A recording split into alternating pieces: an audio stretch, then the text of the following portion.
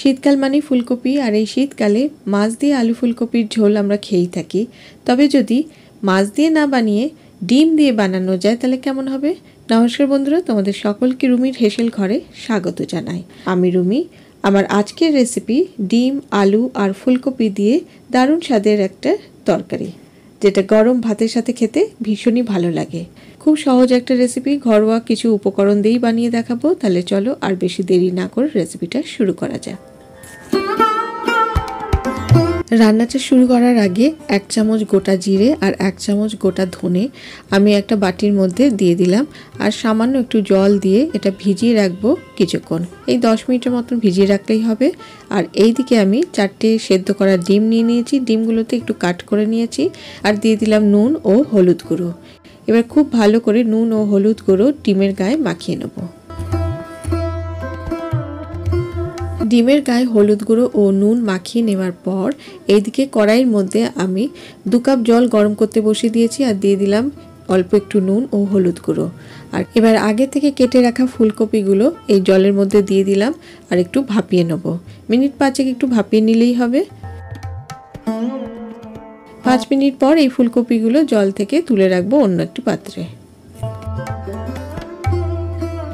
এইবার মিক্সিতে একটা মশলা রেডি করে নেব। আমি মিক্সি জারের মধ্যে দিয়ে দিলাম আদার টুকরো, আমি 1 ইঞ্চি আদাকে টুকরো করে নিয়েছি। দিয়ে দিলাম ঝালের জন্য 3টে কাঁচা লঙ্কা, সাথে দিয়ে দিলাম টমেটো কুচি। আমি এখানে 2টো মিডিয়াম সাইজের টমেটো ব্যবহার করেছি, আর দিয়েছি 4টে রসুনের কোয়া।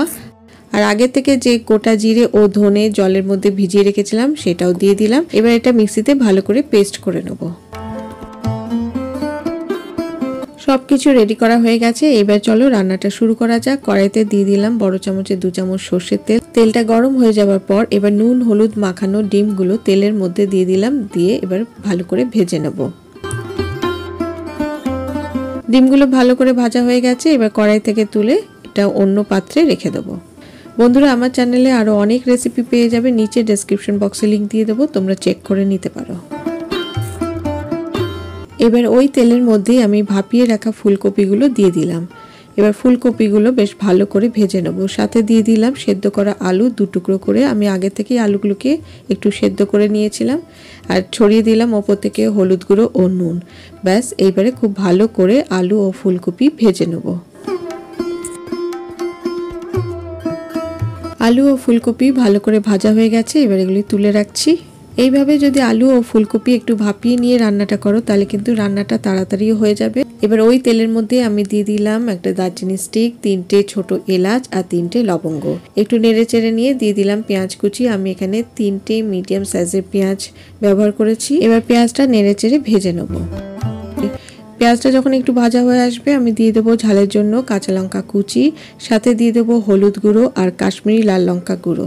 এবারে ভালো করে নেড়ে চেড়ে নেব।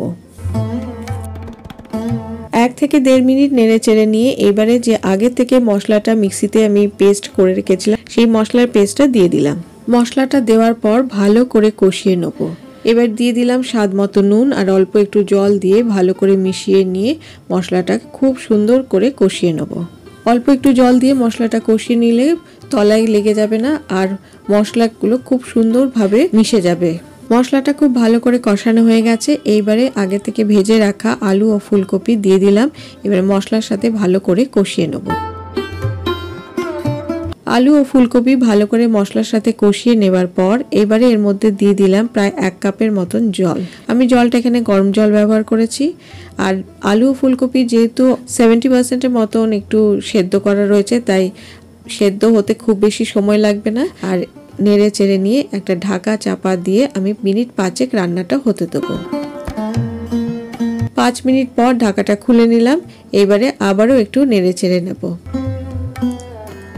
ব্যাস, এইবারে আগে থেকে যে ডিমগুলো ভেজে রেখেছিলাম সেই ভাজা ডিমগুলো দিয়ে দিলাম। ডিমগুলো ঝোলের মধ্যে দেওয়ার পর মিনিট 5 ফুটিয়ে নেব। ঝোলটা ফুটে গেলেই এবার দিয়ে দেবো 1/2 চামচ পরিমাণ গরম মশলা গুঁড়ো, আর সাথে দিয়ে দেবো কুচানো ধনে পাতা। ব্যাস, এবারে খুব ভালো করে নাড়াচাড়া করে নেব।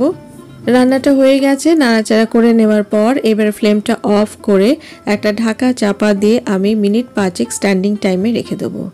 5 মিনিট পর ঢাকাটা খুলে এটা সার্ভ করে নেব একটা বোলের মধ্যে। তো তোমাদের কেমন লাগলো আলু ও ফুলকপি দিয়ে ডিমের এই রেসিপিটা আমাকে অবশ্যই লাইক ও কমেন্ট করে জানিও। ভালো লাগলে শেয়ার করার অনুরোধ রইল।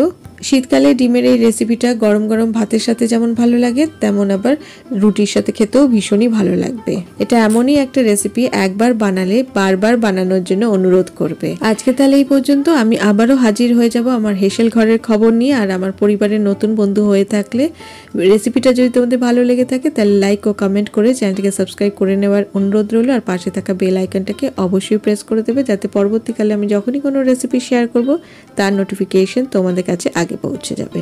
আজ আসি, টাটা।